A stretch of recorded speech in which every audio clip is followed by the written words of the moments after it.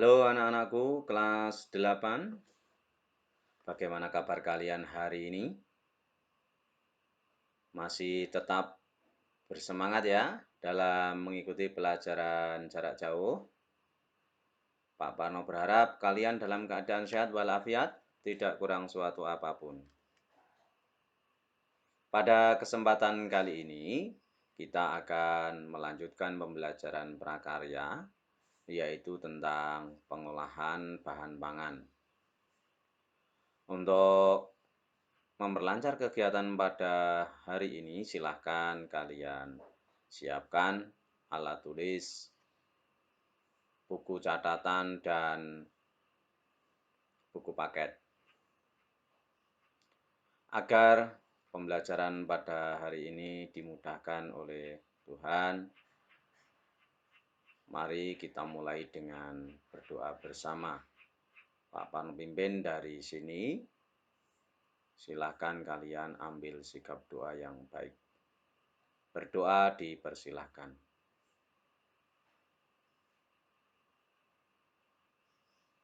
Selesai.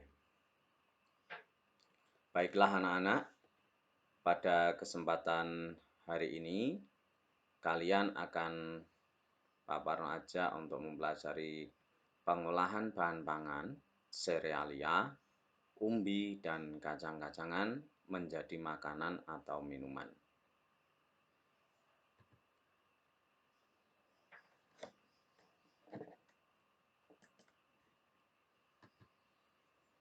Untuk peta materi pada pertemuan kali ini, yaitu meliputi pengertian, jenis dan manfaat, teknik pengolahan, tahapan pengolahan, di mana tahapan pengolahan atau proses nanti meliputi perencanaan, pelaksanaan. Dan pelaksanaan nanti ada hal yang harus diperhatikan, yaitu keselamatan kerja, kemudian penyajian dan pengemasan, serta evaluasi. Tujuan pembelajaran, setelah bab ini kalian diharapkan mampu, yang pertama, mengemukakan pendapat tentang keragaman bahan pangan serealia, kacang-kacangan, dan umbi sebagai ungkapan rasa bangga dan wujud rasa syukur kepada Tuhan dan bangsa Indonesia. 2. Mengidentifikasi jenis, manfaat, dan teknik pengolahan, serta memahami pengertian bahan pangan serealia, kacang-kacangan, dan umbi berdasarkan rasa ingin tahu dan peduli lingkungan. 3. Merancang pembuatan produk olahan pangan dari bahan serealia, kacang-kacangan, dan umbi menjadi makanan atau minuman berdasarkan orisinalitas ide yang jujur terhadap diri sendiri.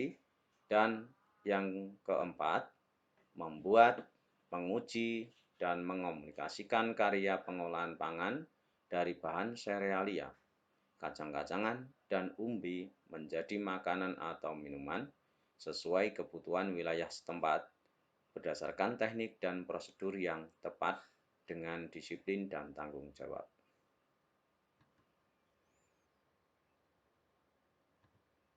Pengertian dari serealia.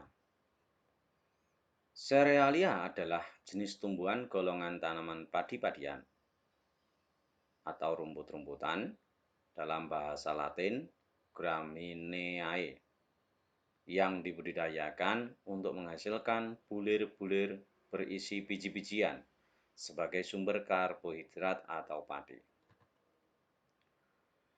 Biji tumbuhan serealia adalah buah tipe khusus yang disebut karyopsis.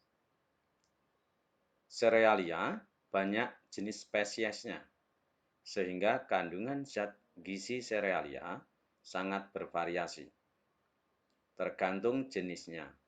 Tetapi umumnya serealia kaya karbohidrat, cukup protein, sangat rendah kandungan lemak, dan kaya serat kasar. Serealia juga kaya akan vitamin E dan B kompleks, serta mineral.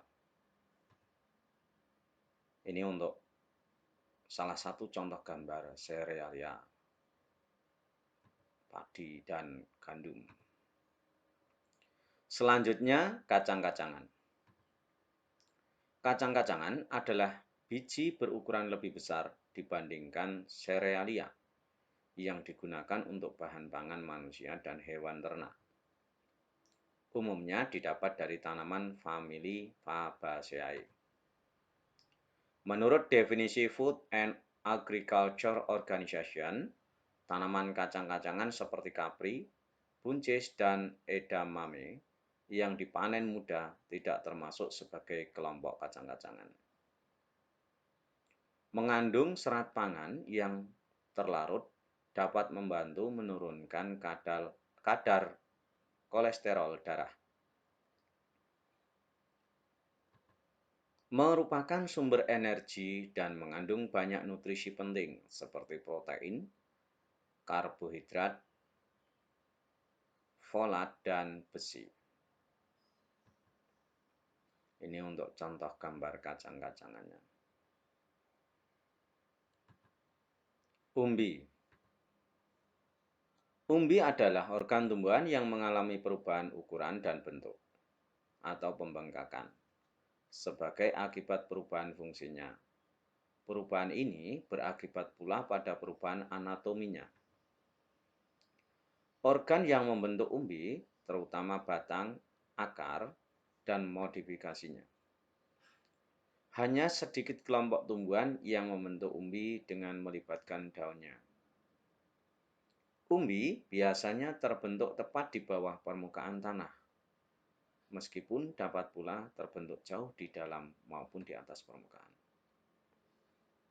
Umbi-umbian digunakan sebagai sumber bahan makanan pokok karena mempunyai banyak kandungan karbohidrat dalam bentuk pati yang tinggi dan kandungan serat yang tinggi.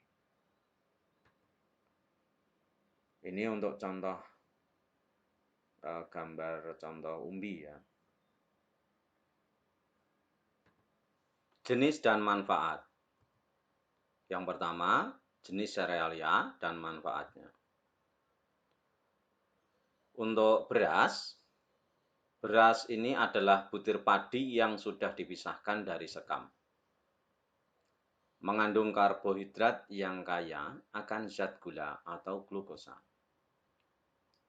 Rasa manis dari kandungan glukosa merupakan sumber energi yang bermanfaat bagi tubuh untuk melakukan berbagai aktivitas. Selain rasa manis, nasi cocok dipadukan dengan berbagai lauk pauk yang membuat orang menggunakan beras sebagai makanan pokok. Warna beras yang berbeda-beda diatur secara genetik. Akibat perbedaan gen yang mengatur warna aleuron, warna endosperma, dan komposisi padi pada endosperma. Ini untuk contoh gambar beras. Selanjutnya beras putih. Sesuai namanya, berwarna putih, agak transparan, karena hanya memiliki sedikit aleuron dan kandungan amilosa, umumnya sekitar 20%. Beras ini mendominasi pasar beras. Selanjutnya beras merah. Akibat aleuronnya mengandung gen yang memproduksi antosianin yang merupakan sumber warna merah atau ungu. Beras hitam sangat langka disebabkan aleuron dan endosperma memproduksi antosianin dengan intensitas tinggi sehingga berwarna ungu, pekat mendekati hitam. Selanjutnya ketan atau beras ketan. Berwarna putih, tidak transparan. Seluruh atau hampir seluruh padinya merupakan amilopektin.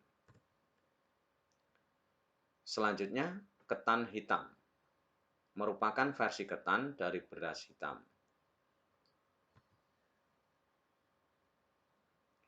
Selanjutnya jagung.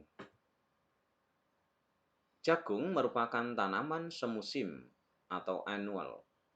Satu siklus hidupnya diselesaikan dalam 80-150 hari. Paruh pertama dari siklus merupakan tahap pertumbuhan vegetatif dan paruh kedua untuk tahap pertumbuhan generatif. Indonesia dikenal dua varietas jagung yang telah ditanam secara umum, yaitu jagung berwarna kuning dan putih. Bagian yang kaya akan karbohidrat adalah biji. Sebagian besar karbohidrat berada pada endosperma. Kandungan karbohidrat dapat mencapai 80% dari seluruh bahan kering biji. Karbohidrat dalam bentuk pati umumnya berupa campuran amilosa dan amilopektin.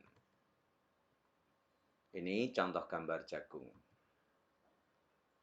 Bagian tanaman jagung dapat dimanfaatkan, di antaranya adalah batang dan daun muda sebagai pakan ternak.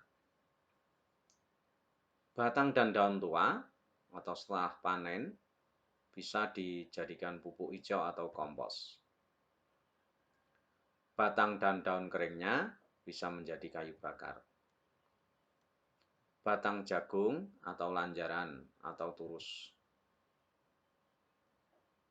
Selanjutnya batang jagung juga bisa dijadikan pulp atau bahan kertas. Untuk buah jagung muda, dalam bahasa Jawanya putren, bisa dijadikan bergedel, bakwan, dan sambal goreng. Biji jagung tua juga bisa sebagai pengganti nasi, marning, brondong, roti, tepung, bihun, bahan campuran kopi bubuk, biskuit, kue kering, pakan ternak, bahan baku industri bir, industri farmasi, dekstrin, perekat, dan industri tekstil. Selanjutnya gandum. Orang India menjadikan gandum utuh yang sudah menjadi tepung atau yang dikenal dengan sebutan atta sebagai makanan pokok mereka. Namun di Indonesia, masyarakat hanya menjadikan gandum sebagai bahan roti dan mie. Padahal gandum juga mempunyai kandungan karbohidrat yang cukup tinggi, sama seperti nasi. Ini untuk gambar contoh gandumnya. Manfaat gandum untuk kesehatan tubuh diantaranya tubuh merasa kenyang lebih lama karena serat larut yang ada di dalam gandum cenderung memperlambat pencernaan karbohidrat sehingga mengurangi lonjakan kadar gula darah yang pada akhirnya tak akan mendesak untuk selalu makan. Menurunkan kadar kolesterol dalam tubuh. Menurunkan berat badan. Menyembuhkan sembelit, yang mana hal ini karena gandum merupakan sumber serat yang dibutuhkan tubuh. Senyawa fitokimia pada gandum bisa mengurangi risiko seseorang terkena kanker. D. Sorghum. Sorghum adalah tanaman serbaguna yang dapat digunakan sebagai sumber pangan, pakan ternak, dan bahan baku industri. Mirip dengan tanaman jagung, namun tumbuh lebih tinggi dan cocok ditanam di tempat yang kering maupun berair, dan tahan terhadap hama daripada tanaman sejenisnya. Dari segi gizi, sorghum mengandung karbohidrat, protein, kalsium, dan zat lain yang bermanfaat. Karena mengandung karbohidrat, sorghum bisa dijadikan bioetanol yang bisa digunakan sebagai bahan bakar. Ini untuk contoh gambar sorghum. Selanjutnya mengenai manfaat. Sorghum ini juga memiliki banyak manfaat. Yang pertama, menjadi sumber pakan ternak. Tangkai daunnya bisa dijadikan kerajinan tangan dan sapu. Bunga sorghum yang juga bisa dimanfaatkan sebagai bunga kering untuk hiasan. Batang sorghum adalah lumbung bioetanol, dan bahan pembuat kertas. Batang yang masih muda bisa dibuat sirup karena rasanya manis. Caranya, kupas kulit batang yang masih muda dan diambil bagian dalamnya. Selanjutnya, akar sorghum. Akar sorghum ini juga bisa digunakan sebagai jamu untuk memperlancar peredaran darah. Biji sorghum juga mengandung gizi yang sangat besar. Nilai protein, kalsium, dan karbohidratnya lebih besar dibanding beras dan jagung. 2. Jenis kacang-kacangan dan manfaatnya. A. Kacang tanah. Kacang tanah atau dalam bahasa Latin Arachis hypogaea L tergolong ke dalam familia Fabaceae. Biasa ditanam di lahan kering dan lahan sawah sesudah panen padi. Kacang tanah diperbanyak dengan biji dan dapat dipanen pada umur 90-95 hari setelah tanam. Ciri fisik tanaman kacang tanah berupa tanaman perdu dan berdaun kecil. Di Indonesia, kacang tanah memiliki beberapa sebutan, seperti kacang Bandung, kacang jebrol, kacang kole, kacang tuban, dan lain-lain.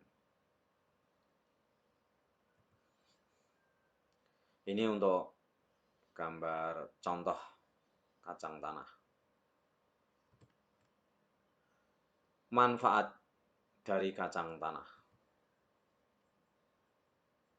Kacang tanah ini mengandung banyak nutrisi yang dibutuhkan kesehatan tubuh. Di antaranya serat, protein, karbohidrat, lemak, di antaranya ada lemak jenuh dan tak jenuh, serta omega 6, dan berbagai macam vitamin. Vitamin C, A, D, E, K, dan B kompleks atau folat yang tinggi, serta berbagai jenis mineral. Folat dapat mencegah cacat tabung syaraf pada bayi yang baru lahir.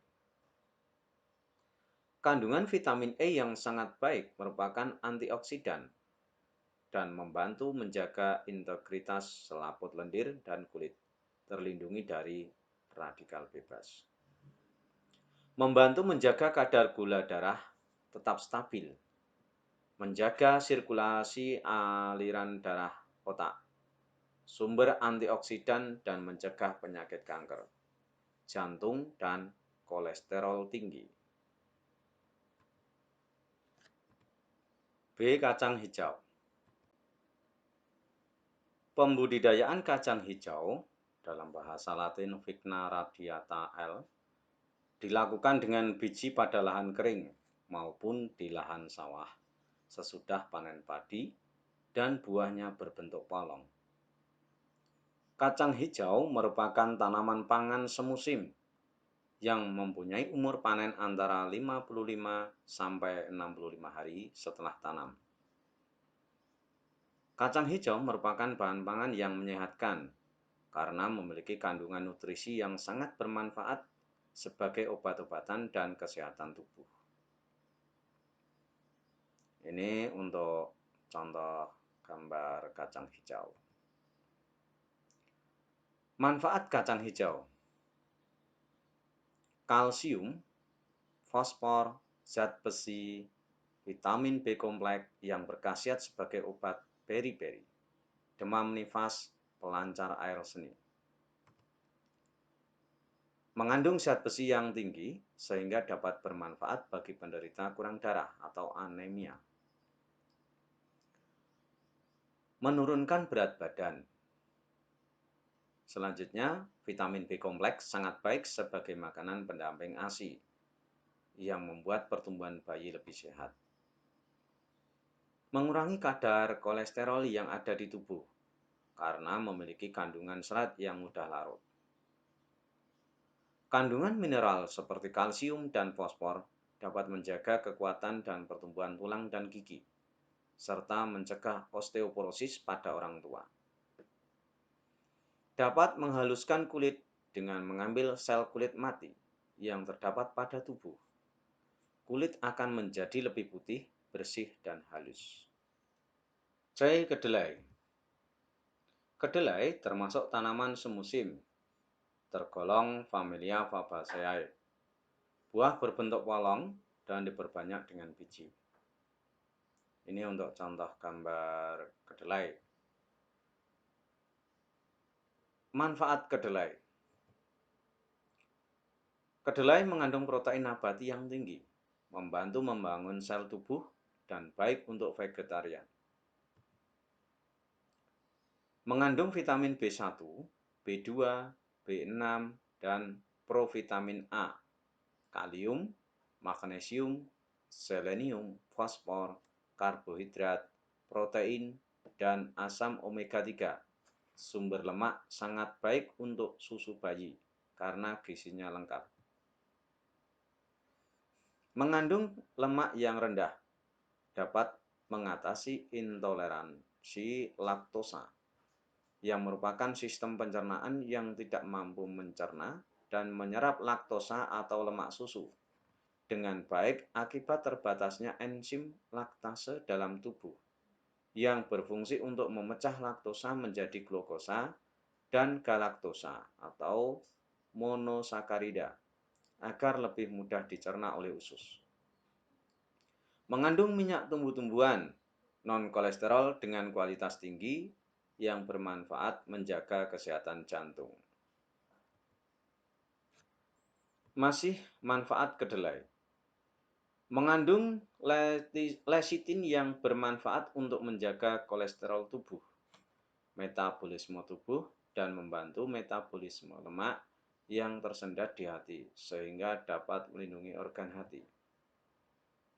Kandungan lecitin dan zat besi tempe mampu meningkatkan aktivitas vitamin B12 yang berperan dalam pembentukan sel darah merah, sehingga dapat mencegah anemia, menjaga dan meningkatkan kemampuan mengingat dan berpikir. Mengandung senyawa isoflavon atau antioksidan dan serat pangan yang dapat membantu memperbaiki resistensi insulin dan menjaga kestabilan kadar gula darah sehingga sangat baik dikonsumsi bagi penderita diabetes. Mengandung antioksidan seperti vitamin E dan B kompleks, dapat membuat kulit berkilau, melindungi kulit dari sinar UV, dan menunda penuaan dini. 3 jenis umbi dan manfaatnya. A. Ubi jalar. Ada 3 jenis ubi jalar yang populer dibudidayakan di Indonesia, yaitu ubi jalar berwarna putih, kecoklatan, merah, dan ungu.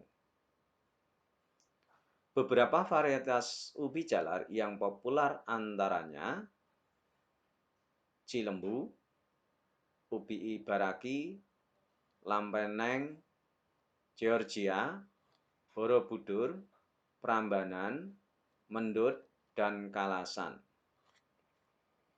Budidaya ubi jalar cocok dilakukan di daerah tropis yang panas dan lembab. Contoh gambar ubi jalar. Yang ini ubi jalar juga, tapi berbeda warna dengan yang gambar pertama.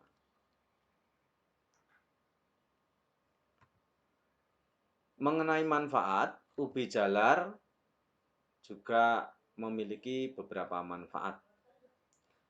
Karbohidrat kompleks yang tinggi membuat energi tidak sekaligus terlepas, melainkan secara bertahap.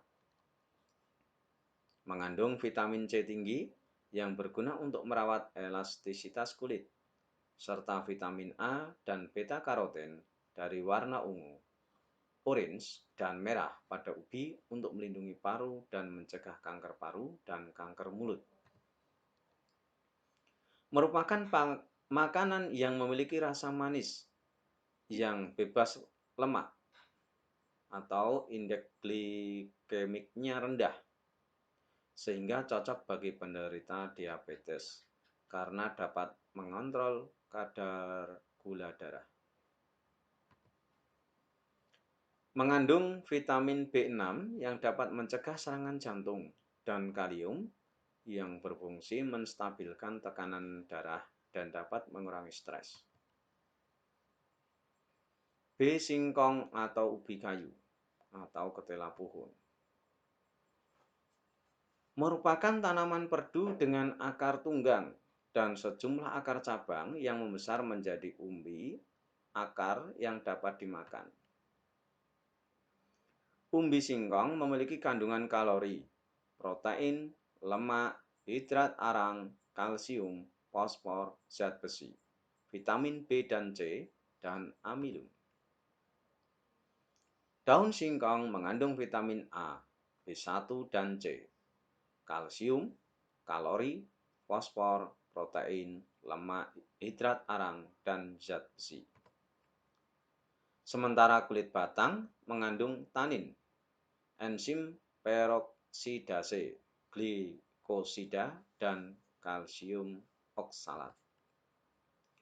Menurut pakar tanaman obat, singkong memiliki efek farmakologis sebagai antioksidan, anti kanker, anti tumor, dan menambah nafsu makan. Ini untuk gambar contoh umbi singkong. Manfaat. Untuk singkong memiliki beberapa manfaat juga. Yang pertama, melancarkan pencernaan karena singkong banyak mengandung serat yang tidak larut dalam air. Obat luka bernanah dan terbakar. Obat panas dalam. Diet rendah kalori karena singkong merupakan bahan makanan dengan kandungan karbohidrat yang lebih rendah dari nasi dan roti. C. Talas. Umbi talas sebagai sumber karbohidrat pengganti beras, sehingga dapat dimanfaatkan untuk berbagai keperluan. Salah satu daerah yang makanan pokoknya umbi talas adalah Kabupaten Sorong, Papua. Talas merupakan tumbuhan yang 90% bagiannya dapat dimanfaatkan. Bagian tanaman talas yang dapat dimakan yaitu umbi, tunas muda, dan tangkai daun. Pelepah dan daun talas dapat dimanfaatkan sebagai bahan pangan, obat, maupun pembungkus makanan. Talas juga mengandung vitamin, di antaranya vitamin C, E, B6, dan beta-karotin. Serta terdapat kandungan serat yang cukup baik. Ini untuk contoh gambar umbi talas. Manfaatnya, yang pertama memperlancar kerja pencernaan. Kedua, menjaga kolesterol darah tetap rendah, mencegah risiko gangguan jantung dan tekanan darah tinggi. Selanjutnya mengandung vitamin C yang cukup baik untuk memperkuat pertahanan tubuh. Vitamin B6 membantu menjaga imunitas tubuh, dan vitamin E menurunkan risiko terkena serangan jantung. Beta-karotin pada talas bermanfaat untuk menjaga kesehatan mata, kulit, dan meningkatkan fertilitas. Selanjutnya, talas juga mengandung magnesium, fosfat, dan tembaga yang dibutuhkan manusia setiap hari. Akar rimpang yang dibuat bubur dipercaya sebagai obat encok. Sementara cairan akar rimpang talas dapat digunakan sebagai obat bisul. Daun, kulit, dan ampas umbinya dapat dimanfaatkan sebagai pakan ternak. Misalnya, daunnya untuk pakan ikan gurame. Selanjutnya, kentang. Kentang tergolong herba semusim atau tanaman pendek tidak berkayu, dan cocok ditanam di dataran tinggi, serta di daerah yang beriklim tropis. Bagian kentang yang dimanfaatkan untuk dimakan yaitu umbi batangnya. Penduduk Eropa dan Amerika Serikat memanfaatkan kentang sebagai makanan pokok. Namun, sekarang banyak orang yang memanfaatkan kentang sebagai makanan alternatif untuk program diet. Kentang mempunyai banyak khasiat, di antaranya potasium, vitamin C, sumber kedua setelah jeruk, menyimpan karbohidrat kompleks dan fiber atau pengganti gula darah atau blood sugar, dan menjaga tekanan darah. Mengandung vitamin B1, B2, dan B3, serta sedikit kandungan protein dan banyak mineral penting, seperti besi, mangan, magnesium, fosfor, tembaga, dan kalium. Ini untuk gambar umbi kentang. Manfaatnya diantaranya memelihara kesehatan sistem pencernaan karena mengandung serat yang cukup tinggi, melawan penyakit seperti penyakit jantung, gangguan saraf, tumor, dan membantu mengurangi risiko kanker prostat dan kanker rahim. Kentang segar dengan kulitnya kaya antioksidan dari vitamin C.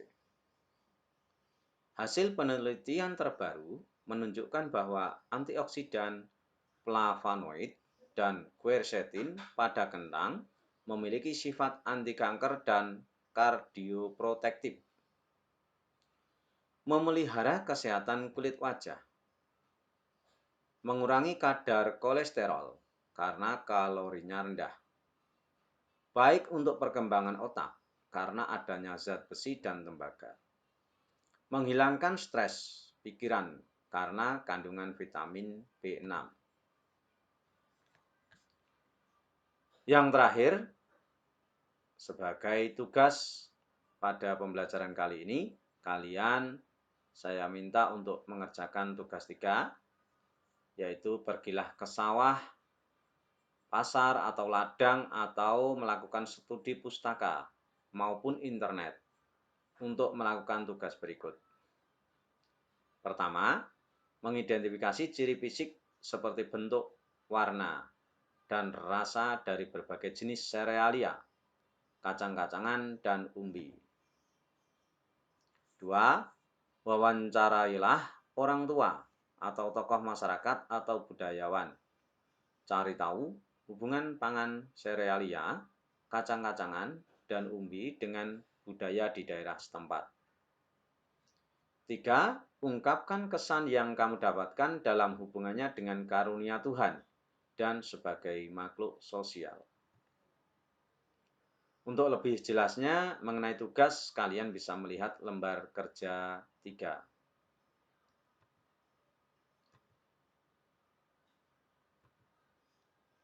Di sini nanti saya minta untuk mengidentifikasi ciri fisik serealia, kacang-kacangan, dan umbi, dan hubungannya dengan budaya setempat.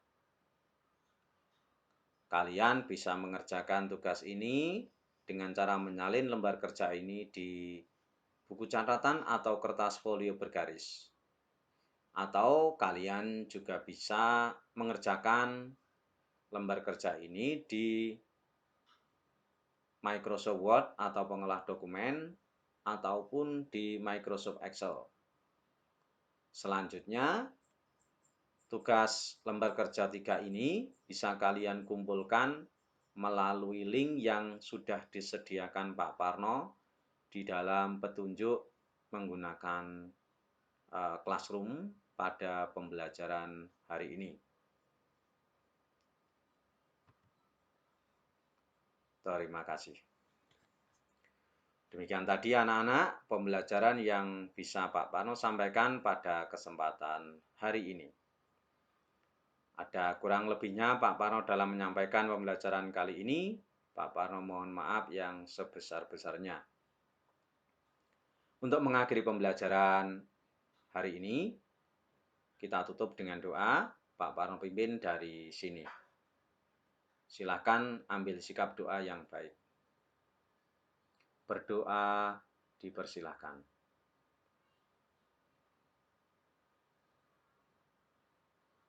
Selesai.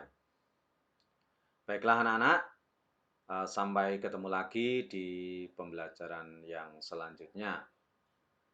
Tetap jaga kesehatan, tetap semangat dalam mengikuti pembelajaran jarak jauh.